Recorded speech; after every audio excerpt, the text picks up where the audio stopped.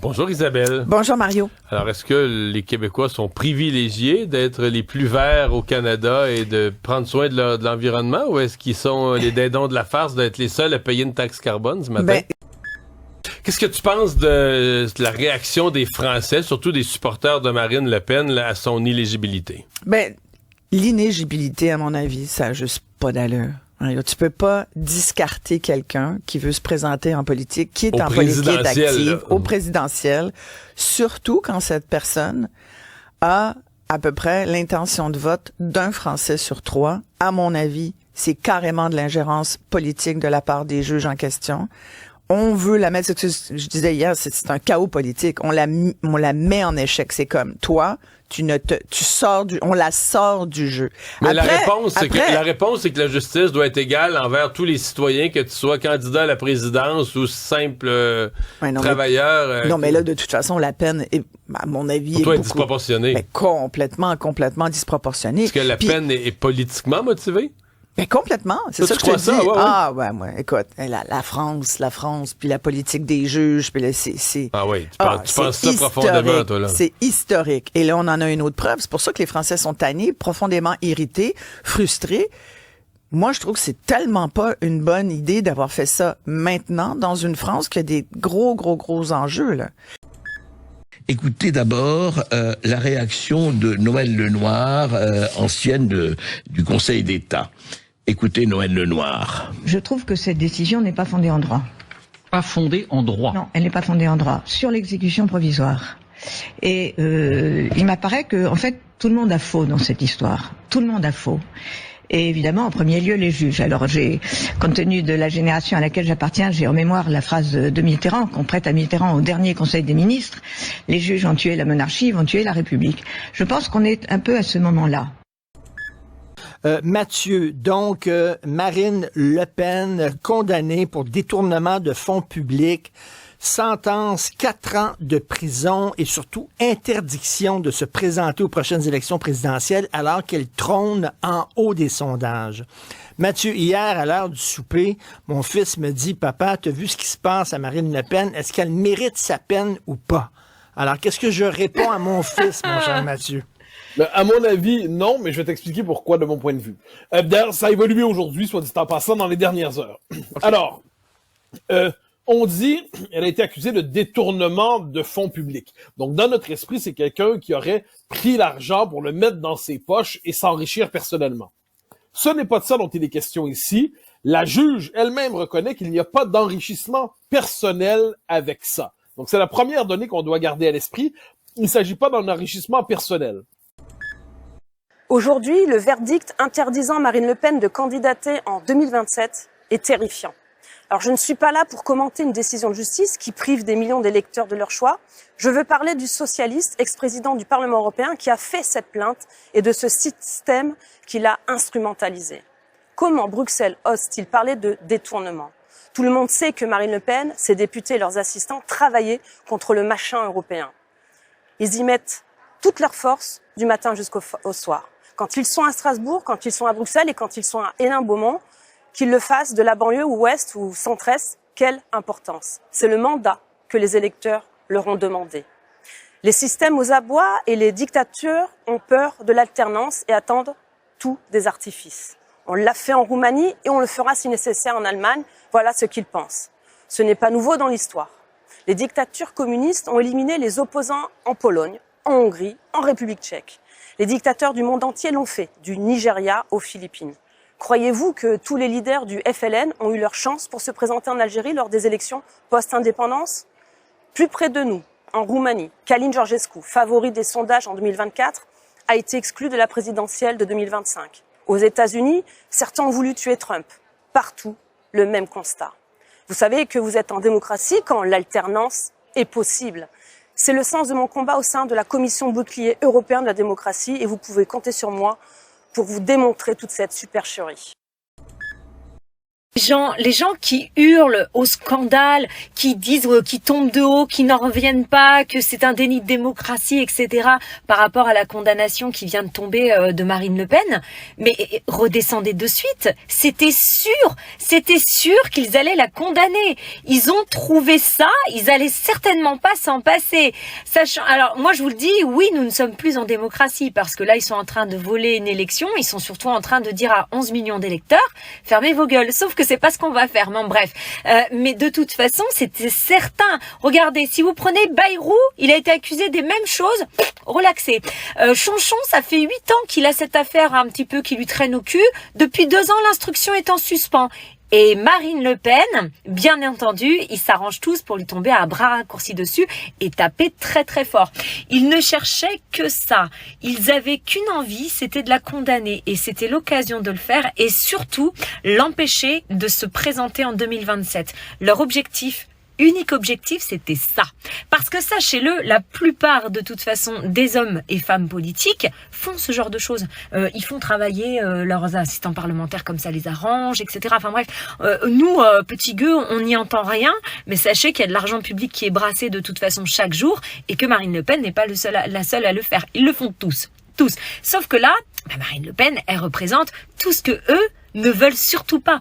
Donc là, c'était l'occasion de pouvoir épingler et surtout l'empêcher de se présenter en 2027. Mais ce qu'ils n'ont pas compris, c'est qu'ils vont se prendre un retour de bâton comme ils sont même pas prêts. Parce qu'en fait, les électeurs du RN vont encore plus monter au créneau et si c'est pas Marine, ce sera quelqu'un d'autre de toute façon qui se présentera. Quoi qu'il advienne, les gens voteront RN.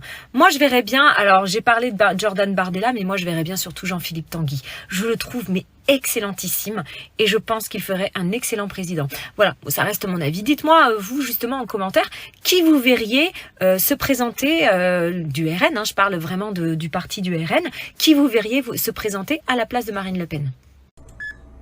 Marine Le Pen, inéligible, oui. Comme vous le savez, aujourd'hui, donc, devait tomber la peine de Marine Le Pen. Donc, elle est condamnée à 5 ans d'inéligibilité, 2 ans de surveillance électronique avec un bracelet électronique, donc prison. Elle portera un bracelet et elle doit verser 100 000 € d'amende. Et évidemment, il va de soi qu'ils n'y ont pas laissé la possibilité de faire appel encore. Ils ont dit maintenant la condamnation, elle est immédiate. Voilà, ça c'est la France. Le contrôle des élections par tous les moyens, après l'Ukraine, la Pologne, la Roumanie, eh bien oui, on contrôle ce beau pays qu'est la France. Hervé Lemann dit que dans le cas de Marine Le Pen, il n'y a ni corruption, ni enrichissement personnel, et pourtant, elle est condamnée. C'est assez ubuesque, assez. Regarde cette vidéo, mon frérot. À tout de suite.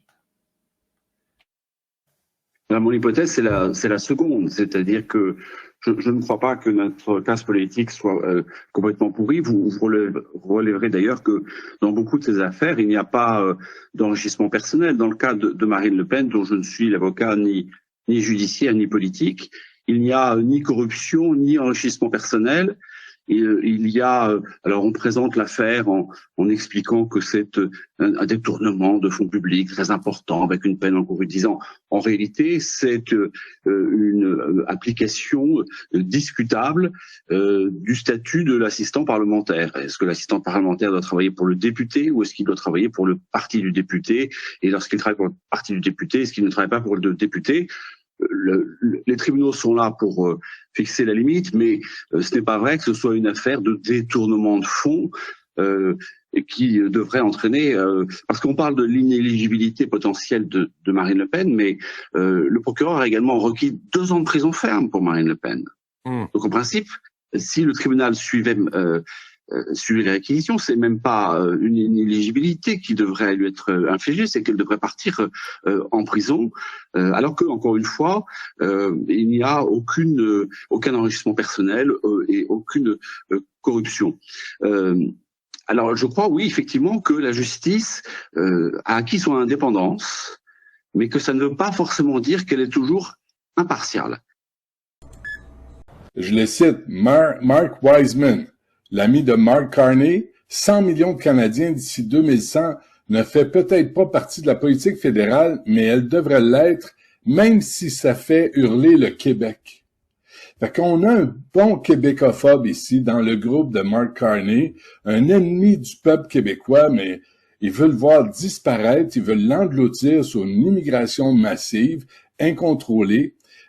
Puis là, tu dis, est-ce qu'on n'est pas mieux d'être le 51e État? Il l'a pas nommé conseiller principal. Là. Il l'a nommé un parmi plusieurs dans un conseil des relations Canada-États-Unis, mais je comprends que Trudeau ne l'avait pas nommé là, puis lui, il l'aurait ajouté là. Ouais, mais puis il était dans l'entourage de Trudeau, puis ça explique pourquoi Carney est allé en Grande-Bretagne puis en France, parce que Starmer puis Macron sont aussi des mondialistes qui laissent leur pays être détruit par une immigration incontrôlée. Alors là, on va avoir ça au Canada, fait que notre petit banquier non élu premier ministre pseudo-écolo qui baragouine le français va être pire que Trudeau pour étouffer le Québec.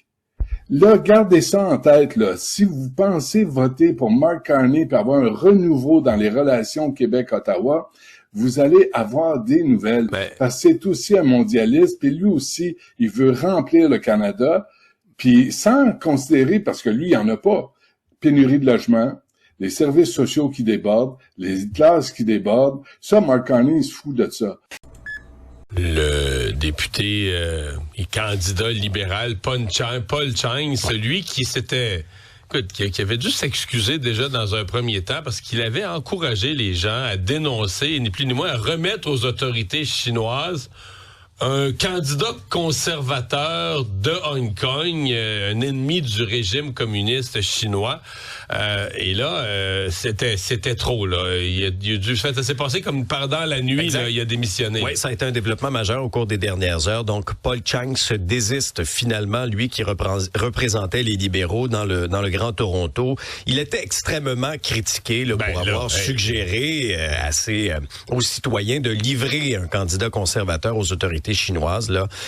Et alors, au cours de la nuit, il a confirmé son retrait de la campagne, dit avoir servi chaque jour avec intégrité, a travaillé fort pour obtenir des résultats aussi pour les habitants de sa communauté, poursuivant qu'il ne voulait pas être une distraction pour Mark Carney. Ouais. D'après moi, il n'y a pas pensé tout seul. Tu penses que son téléphone a sonné? Je pense qu'il y a des gens de la campagne de M. Carney qui ont expliqué « Paul, tu comprends pas, là. » Tu sais, s'il refusait de démissionner, il dit « Paul, tu comprends pas bien, là. On va t'expliquer plus. Ouais. » Mais Carney l'a quand même défendu hier. Oui, ce que le gars proposait, c'est pas comme une maladresse de langage, ou OK, j'ai peut-être insulté des gens. Il a suggéré qu'on livre un adversaire politique, mais un citoyen canadien, aux autorités chinoises pour son opposition démocratique à un régime communiste. Ça soulevait deux questions, son respect des droits et libertés ou des droits fondamentaux ici. Et ça soulevait quand même la question, la fameuse ingérence chinoise. OK, mais lui, là, Paul Chang, comment il pense à une affaire de même travail? Il dit dans son communiqué qu'il a démissionné cette nuit, là, qu'il a travaillé pour la population du Canada. Tu dis, OK, peut-être. T'aurais-tu travaillé un petit peu aussi pour des amis en Chine? Là? Tu as vraiment travaillé juste pour nous, là, juste pour le Canada? Moi, je reste avec un point d'interrogation. Cette philosophie diffuse, puisque au sein des États-Unis, en plus du Tennessee et de l'Arkansas, où c'était déjà le cas, 12 nouveaux États viennent de voter des lois qui autorisent l'ivermectine sans prescription. Je vais vous les citer. Le Texas, Virginie occidentale, Alabama, Maine, Pennsylvanie, Caroline du Sud, Minnesota, Oklahoma, Kentucky, Missouri, Louisiane et Idaho. Donc en plus de Tennessee et Arkansas. En France, je disais que tout ça a infusé dans le monde entier. Quelle surprise! Ce documentaire sur France 5, diffusé ce 30 mars à 21h, donc à une heure de grande écoute, qui a pour titre « Covid, le secret des origines ». Même Télérama, le 30 mars, écrit au sujet de ce documentaire, je cite, « Ce reportage contient des révélations perturbantes. Il est autant question de manipulation scientifique que politique, ajoute Télérama. Et dedans, vous avez plein d'extraits intéressants, et notamment un que je diffuse sur mes réseaux sociaux. On voit celle qui était alors ministre de la Santé, Agnès Buzyn, qui, alors elle avait déjà dit qu'elle avait envoyé des SMS très tôt à Macron, à Édouard Philippe, qui était alors Premier ministre, mais elle n'avait pas tout dit. Elle a montré les textos qu'elle a envoyés notamment le 11 janvier 2020 à Emmanuel Macron et à Édouard Philippe. À Macron, elle écrit « Pour nous, il y a une interrogation autour du rôle joué par le laboratoire P4 de Wuhan. Le 11 janvier 2020, elle a écrit ça. Mais plusieurs mois plus tard, et même plusieurs années plus tard, on nous dira que tout ça, c'est complotiste. Elle, qui était alors ministre de la Santé, écrit ça à Macron. Et elle écrit à Édouard Philippe, qui était alors Premier ministre, le même jour, 11 janvier 2020, dans un SMS, on suspecte le laboratoire P4 de Wuhan de manipuler les virus. Attendez. C'était totalement complotiste, ça, soi-disant. 11 janvier 2020 au Premier ministre. Plus loin dans le documentaire France 5, ils vont vous expliquer qu'ils faisaient de la recherche en gain de fonction. Tiens, ici, sur cette chaîne, on vous en a parlé très tôt. D'ailleurs, c'est pas que Wuhan en Chine, c'était lié à des recherches américaines sous la direction de Fauci aux États-Unis. Et vous savez à quel point la France aussi, à l'époque, était impliquée dans Wuhan, puisque vous aviez inauguration à l'époque par Cazeneuve, Lévy, le mari de Buzyn, etc. Donc, on est sur quelque chose de terriblement fort et glauque, là. Alors tout ça, en plus, ce sont des SMS du 11 janvier. Vous savez quand est-ce que l'arrêté ministériel de Buzyn a été pris pour retirer l'hydroxychloroquine des produits sans prescription? Le 13 janvier 2020, 2 jours plus tard, 2 jours après ces SMS. Alors je sais que les fact-checkers du Monde, etc. vous diront oui, mais l'avis pour le faire avait été donné en novembre 2019. Ouais, enfin, moi je me fiche de cela. Les avis, il y en a plein dans l'administration. La question c'est quand est-ce que la décision administrative elle est prise. La décision elle est prise par l'arrêté du 13 janvier 2020. Elle aurait pu ne jamais être prise, même avec un avis favorable. Ce qui compte c'est l'arrêté. Alors, dans la section « Faites la différence » du Journal de Montréal, sur le site Internet, vous pouvez lire une lettre ouverte de Mary Wright et Alexandra Hull sur une infirmière canadienne, Amy Ham. Alors, cette infirmière-là, elle a perdu son emploi après 13 ans de service. Pourquoi?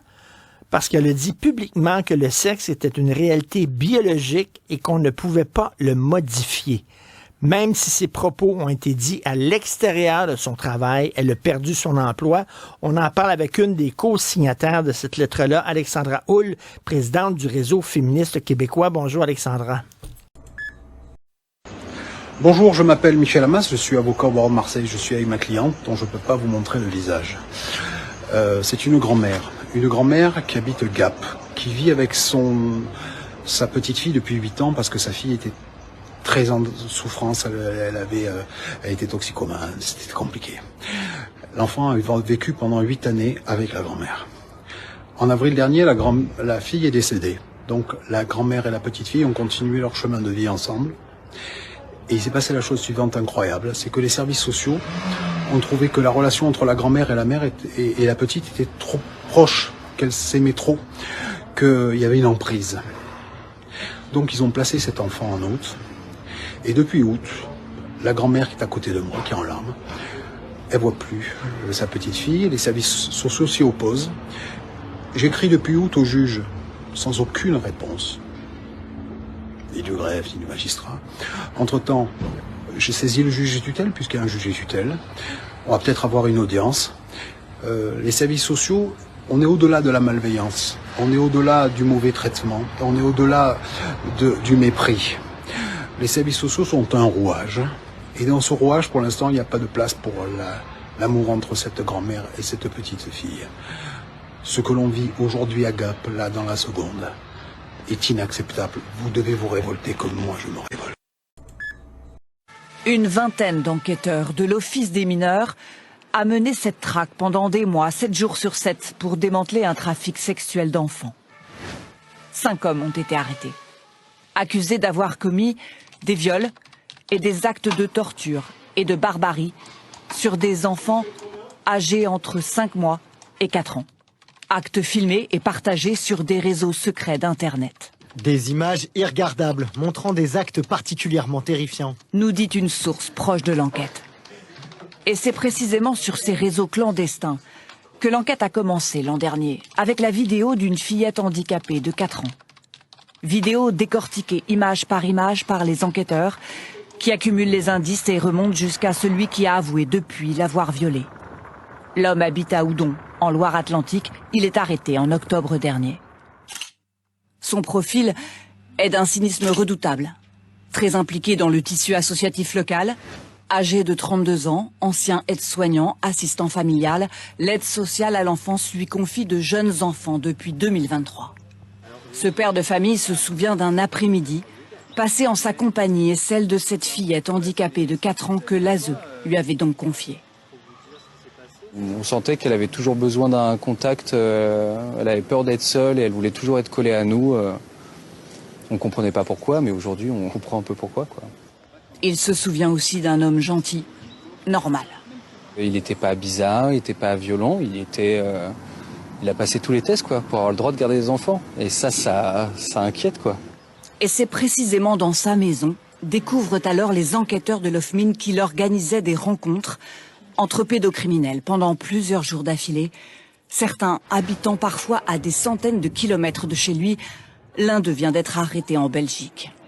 Un homme déjà condamné dans son pays pour homicide et viol sur mineurs. Quant aux autres, ils sont âgés de moins de 40 ans et totalement inconnus des services de police. Une information judiciaire est ouverte au tribunal de Nantes. Les enfants ont été identifiés et mis à l'abri. Toutes les personnes arrêtées nient avoir participé à ces viols collectifs.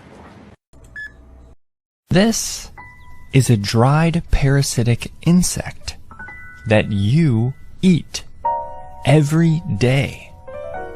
Well, how is that possible? Well, watch closely.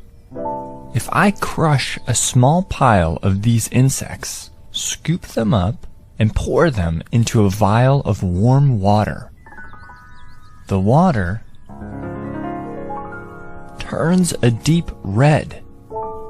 This is used as a red dye under the names cochineal extract, natural red 4, E120, and carmine color.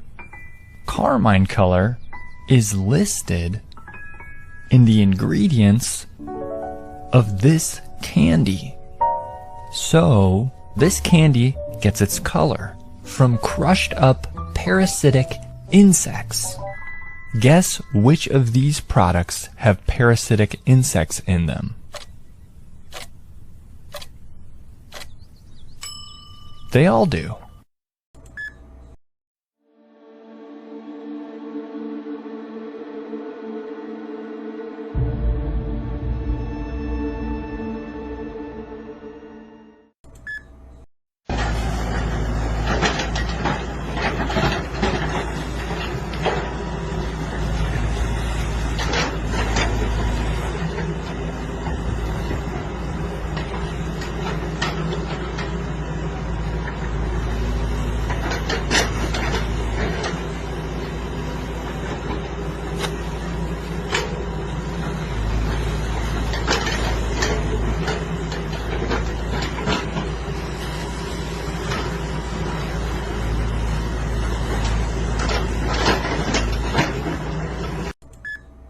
Mes amis, quelle journée!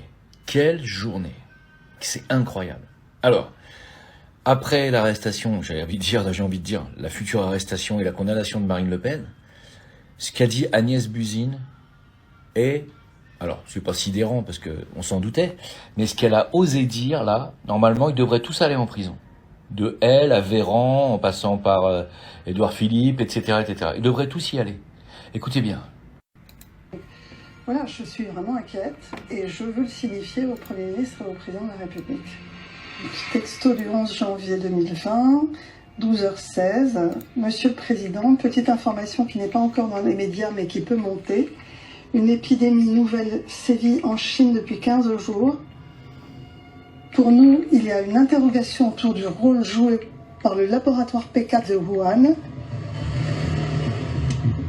Son texto au Premier ministre est encore plus alarmiste. On suspecte le laboratoire PK de Wuhan de manipuler les virus. Ce que je veux signifier là au Premier ministre, c'est que ça se passe dans une société qui n'est pas une société démocratique, qui n'est pas une société transparente, et que donc, voilà, il y a une épidémie qui démarre dans une ville où il y a un laboratoire de haute sécurité. Mon angoisse, c'est qu'il y a eu des manipulations de virus dedans, et je me dis, qu'est-ce qu'ils ont fait dans ce laboratoire, en fait? C'est ça mon angoisse. Qu'est-ce qu'ils ont bien pu faire dans ce laboratoire? J'ai même cru, à un moment donné, que c'était un truc fait par intelligence artificielle. c'est complètement fou. Est-ce que vous vous rendez compte de ce qu'on vient d'entendre là? C'est-à-dire qu'elle avoue qu'elle savait dès janvier 2020 que c'était un truc magouillé en laboratoire. On parle bien du Covid, on est d'accord. Elle le savait depuis le départ.